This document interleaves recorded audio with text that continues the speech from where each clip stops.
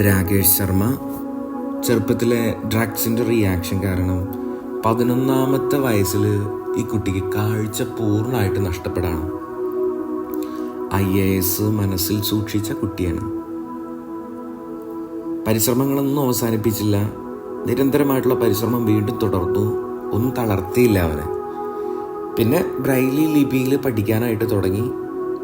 കൂട്ടുകാർ, നൈബേഴ്സ് അവനെ വല്ലാതെ തളർത്തുന്നുണ്ട്. കാഴ്ചയില്ലാത്ത ഒരാൾക്ക് IAS റാങ്ക് കിട്ടില്ല എന്നൊക്കെ പറഞ്ഞുകൊണ്ട് അവനെ ഡീമോട്ടിവേറ്റ് ചെയ്ത് രാകേഷ് ശർമ്മ തളർന്നില്ല. നിരന്തരമായിട്ടുള്ള പരിശ്രമം അവസാനം 608ാമത്തെ റാങ്കോടുകൂടെ ഇവനിത് ക്ലിയർ ചെയ്യുന്നുണ്ട്. രാകേഷ് ശർമ്മ IAS. ഇന്നത്തെ സുവിശേഷത്തിലേക്ക് നോക്കിക്കേ. ഭഗ്നാശരാകാതെ എപ്പോഴും പ്രാർത്ഥിക്കണമെന്ന് കാണിക്കാൻ ഈശോ അവരോടൊരു ഉപമ പറഞ്ഞു.